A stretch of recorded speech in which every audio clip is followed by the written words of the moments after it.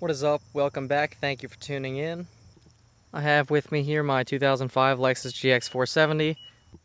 Sitting behind the wheel now, you can see that we are sitting at 276,513 miles. Start her up. Just like new. Now you may or may not be able to hear it right now, but the blower motor is going and it is sounding pretty loud. It's been getting louder and louder over the past couple months, and here and then it decides that it doesn't want to work. Right now it's working.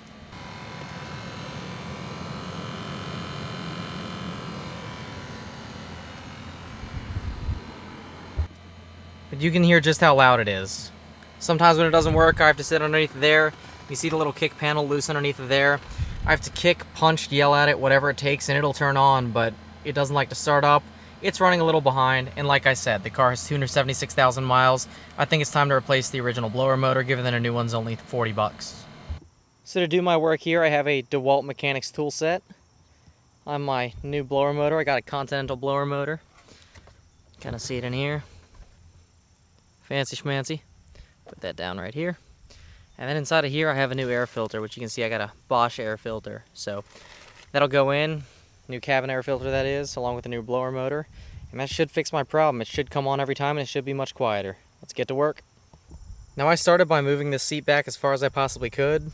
You can see the car's a little bit of a mess, apologies. Kind of working out of here right now, running a couple little jobs here and there, but see, I'll start underneath of here. I'm going to remove this little kick panel right here. I've had to take this out before, so if I'm correct, it's just that little tab right there, which fell out when I have to smack this to get it started. And then a screw right here, and then I believe there's another screw somewhere in the back. I'll show you if that's correct. So this tab's out here.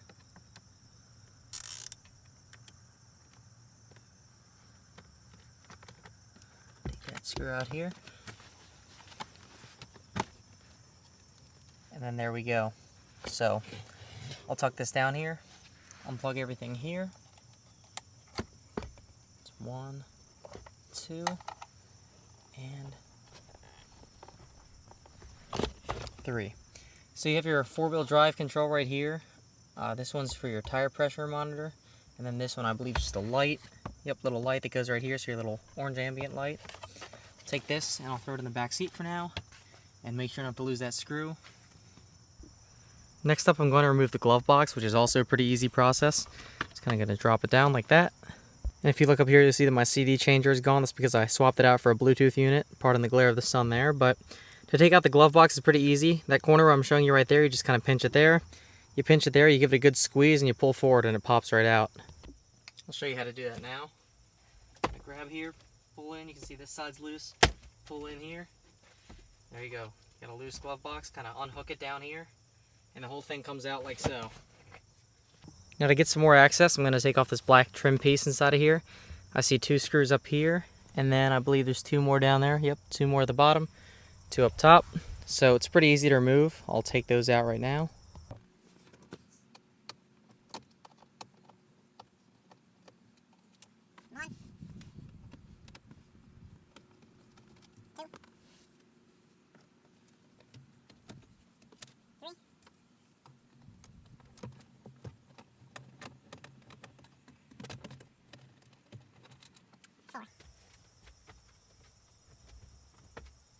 If I remember correctly, it just pops out like so. I'll show you right now. Tiny little piece right here that just kind of pops out, so that whole thing is loose. See, it's kind of held in back here as well, so I'll pop this trim piece out. Just pull straight out like so.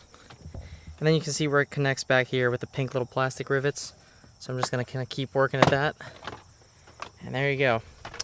And that's also the Bluetooth device that I wired up as well, and that's the wiring going back to my dash cam. So I made a video on it as well. I'll post it in the description, but I took out this entire assembly so that I could mount in a Bluetooth assembly and also wire up my dash cam. So if you want to see that, go ahead and check it out.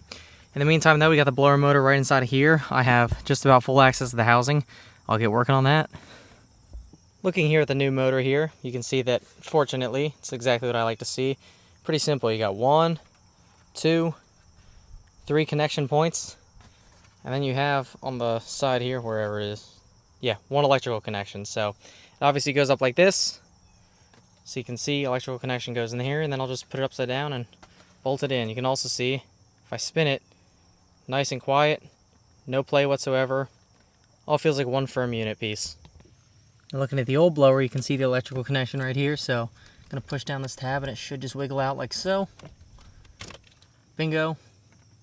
And then I'll work on getting out the screws, which are Phillips head screws. Got one there, one here, and then one on the back side, I believe. I don't know, I can't really see it because my phone's in the way, but I'll get to getting that out now. So we'll start with the screw in the back since that seems like the most pain. Feeling around for it, I just had my hand on it. There it is. So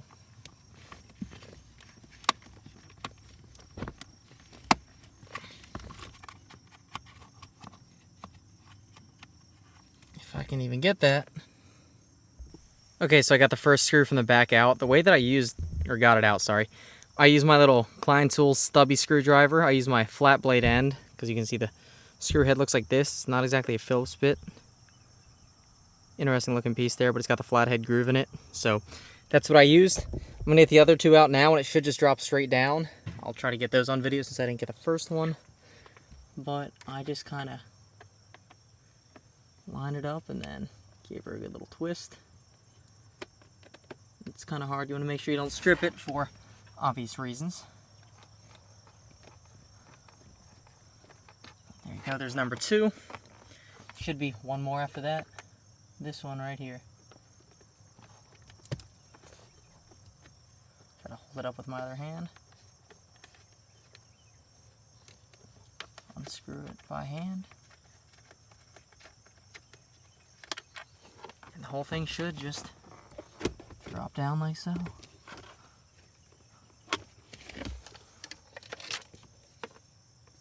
So I have the old one out here. You can see there's a little bit of dust on it, but nothing too bad. But I'll flip the microphone around so you can hear it better. There's a little bit of a clicking when I spin it. So that's definitely what that clicking noise was when it was running at full speed. I'll show you now.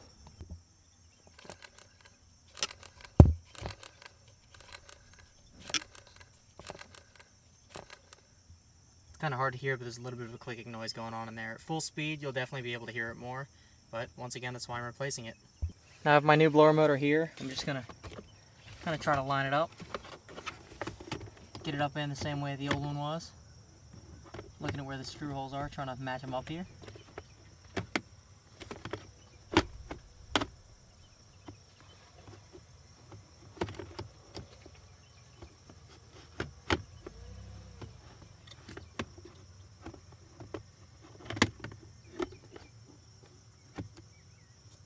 There we are.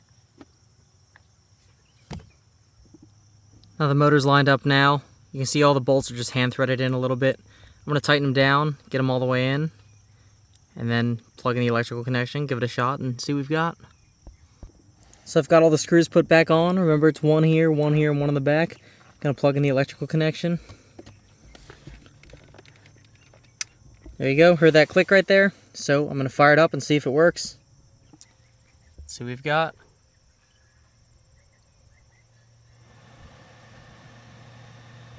That thing is quiet. The air is blowing stronger than it has in months, and it is running nice and quiet. Before my work here is done, I want to make sure that I change out the filter with it, just for the sake of having a new one in there and being able to have everything look nice. So I'm going to remove the old cabin air filter and throw in the new one. Once again, this is a Bosch filter right here, so let me show you how I do that. This is a lot easier of a job now that I have everything removed, but there's a pinch tab here and a pinch tab here. Simple as pulling it in and taking out the tray. Look how dusty and dirty the old one is. Has some of the dog's hair in it, it looks like, so I'm going to pop that out. This just has all kinds of dirt and filth and dust inside of it, which is good because it means that it's been working well. I believe I changed that when I got the car, so it's been almost 50,000 miles, which is behind on my part. I should have changed it out sooner, but ended with the new one. I have the tray here labeled up. I have the filter here, which has airflow labeled down, so airflow goes down in this, so I'm just kind of slide it in right there. There's some teeth right here to grip it in. I'll show you once I have it in. Modeling off of the picture there, we can see the slots going that way in the tray. I did the same thing here, so I'll take the new one. You can see where it's labeled up.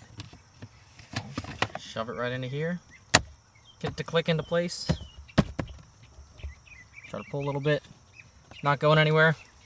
I'm going to call it good and put everything back together. Alright, I'm going to start putting in that black frame piece again. Once again, I have some extra electrical connections because of my radio setup and everything. So if you see more than what you have, if you're following this along as a tutorial, that is why. So I'm going to throw this all back together and see what we've got.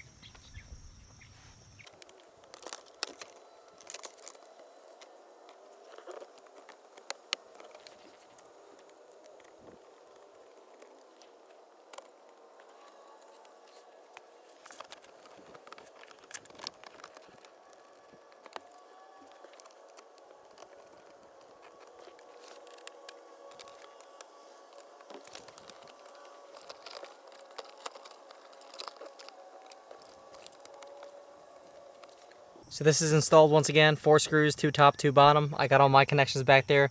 You'll probably have a CD player if you haven't done anything with yours, but I took mine out for the sake of Bluetooth. I'm going to get in the glove box now, so once again that just kind of seats onto the hinges here. 2 little clamps go on this side and then this side here.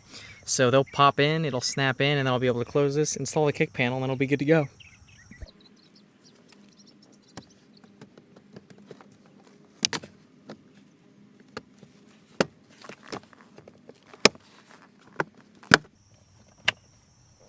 There we go. I have right here my wood piece, which is made out of the finest plastic trees that Japan has to offer. So that one, once again, just quite literally does nothing more than snap into place here. Beautiful. And last but certainly not least is my little kick panel, splash panel, whatever you want to call it. I've heard all kinds of names. Once again, you have your electrical connectors. 4-wheel drive control goes into there. Your tire pressure monitor system plugs into here. Your light plugs into here. And then after that, kind of just got to finagle it in. Kind of hard to get it past the wiring sometimes, but there's a tab back there. I got to push it into there, and the rest of it clips in here, and then clips in up here. There's also this screw to fasten in here, so I'm going to do that now.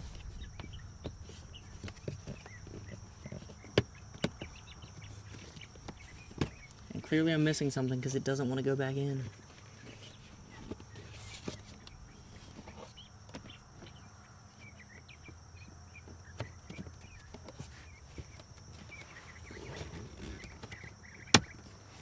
There's 1, 2, 3. Throw this screw back in. Hit it with my little stubby screwdriver.